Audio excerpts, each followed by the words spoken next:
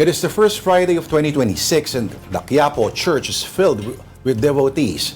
Quiapo Day at isang linggo na lang para sa tradisyonal na taunang traslasyon. And for the latest, we have our mobile journalist, Fatima Baduria, on the ground. Fatima, okay, punong-puno kanina, na nakita namin yung ulat mo kanina. Ganun pa rin ba ngayon at mukhang umuulan na ba dyan? Mukhang umuulan na, no? Yes, Lord, no. Umuwan ang mahambon ngayon, kung makikita nyo, no, nakapayong yung mga nasa likod ko. Pero ganun pa rin dagsa pa rin ang mga tao dito sa Minor Basilica and National Shrine of Jesus Nazareno or Quiapo Church. Dahil nga First Friday, hindi lang ng buwan, kundi ng buong taon. Tuwing First Friday kasi ang araw ng debosyon sa Jesus Nazareno. Kaya kung makikita nyo, no, sa likod ko, marami ang nagsusumikap na pumila para makalapit at makahalik sa paa ng Nazareno. Nandito nga tayo ngayon sa may Plaza Miranda, no? At dito sa may likod ko naman, dito sa may Villalobos Street, ayan, hanggang doon sa pinakalikod, malapit na sa may Quinta Market, nandoon yung pila ng mga tao na gustong pumasok sa loob ng simbahan. So napakahaba na nga ng pila. At bukod kasi sa First Friday rin ng taon, isang linggo na lang din bago ang stasyon at marami ang nakikibahagi sa mga activities dito sa Quiapo Church. Kabilang na nga yung pagdala ng imahe ng Nazareno sa iba't ibang barangay sa Quiapo. Nagsimula raw ito kahapon sa may barangay 309 at dadalhin din sa barangay 306 at 307 ngayong araw at magsasagawa rin daw doon ng misa. Paalala naman sa mga deboto na ingatan yung mga gamit nila at maghanda sa sikip ng Quiapo Church ngayon na nagdadagsaan yung mga tao dito. Meron din namang mga kapulisan, no, sa paligid natin. Ayan. Fatima, pag ganito, ilang lanes na lang ang natitira ngayon sa Quezon Boulevard? Paakyat ng tulay, normally parang isang lane na lang yata yung nakadaan kasi kinakain na ng maraming mga tao at yung mga nakapark doon sa labas. Lord, sa ngayon, no, ang nakita natin na sinakop ng mga nagpa-park doon sa labas ay isang lane lang naman.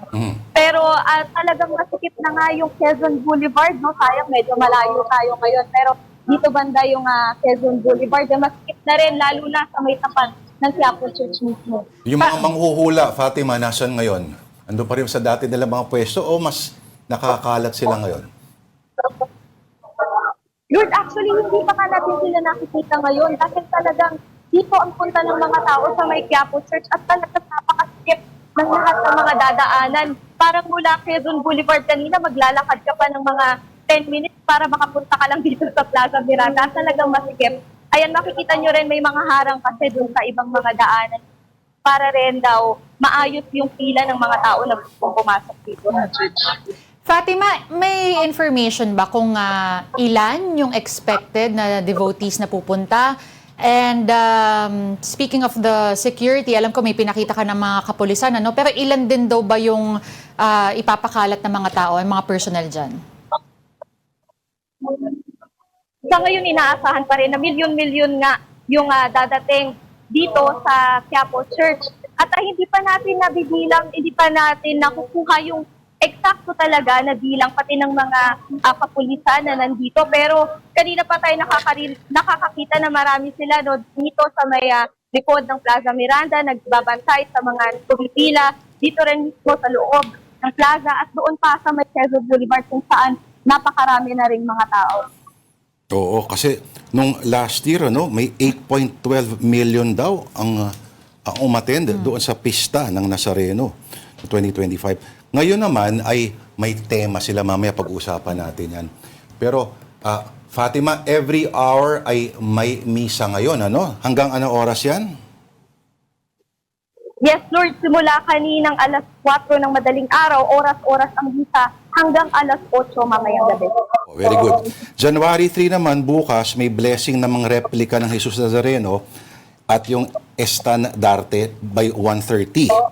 January 7, may pabihi sa poong Jesus Nazareno no 1:30. January 8, okay, so a day before yung actual translasyon, may morning masses, no? Every hour from 5 a.m. hanggang alas 12.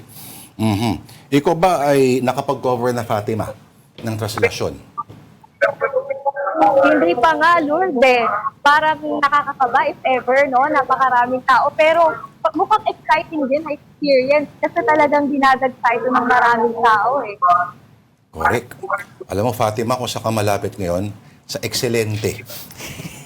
Pwede ka pang magpahabol. Oo, pwede yung pahabol para Happy New Year. Masarap sa sandwich yun. Alright. May tanong ka pa kay Fatima? Kailan yung pahali? Ano Ay, sa ibang araw na lang, Fatima. Mag-iingat ka dyan. Again, maraming salamat sa ating Happy New mobile Year. journalist na si Fatima Baduria.